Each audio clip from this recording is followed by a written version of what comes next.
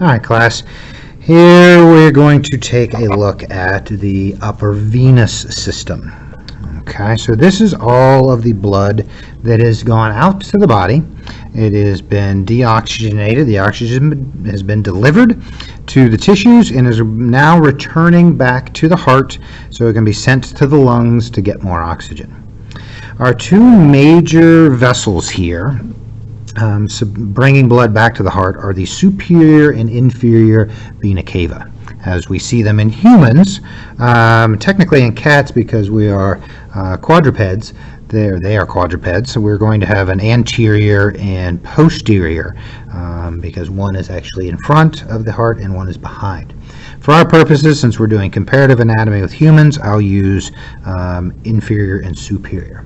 So, just a quick look at the inferior. If we take the heart and we move it over to the side, you have the right lungs here, and we're going to move a couple of lobes out of the way, and you'll see a major vessel, and it's fairly large, that comes through the diaphragm back from the lower portion of the body, and it's going to bring this back to the right atrium up here.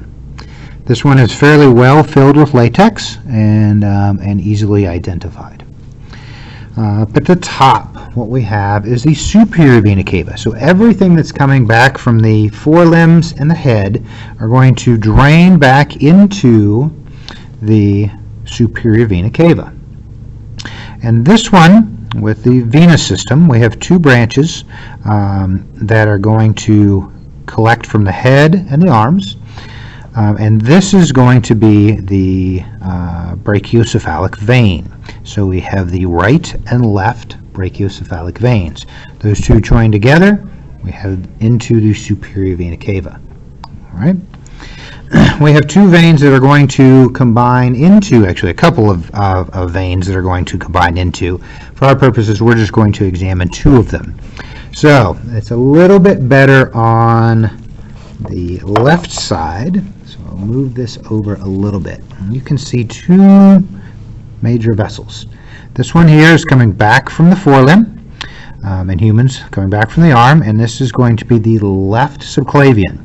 Comes back from the brachial artery or brachial vein in the forelimb, goes underneath the clavicle, subclavian, underneath the clavicle, and is going to combine with the left jugular. So the jugular vein is going to be bringing blood flow back from the head and neck, and those two are going to combine to the brachiocephalic and to the superior vena cava. There are a couple of others. One that was cut here. This one supplied the rib cage. Was another one that, or not supplied, but brought blood back from the rib cage, and one that's bringing blood back from the shoulder area. I won't have you know those for this particular time, but just thought I'd mention because on the right side you're seeing a few more that you may not be identifying. So, quick review. We have the superior and inferior vena cava, both draining all of the vessels from the body back to the heart.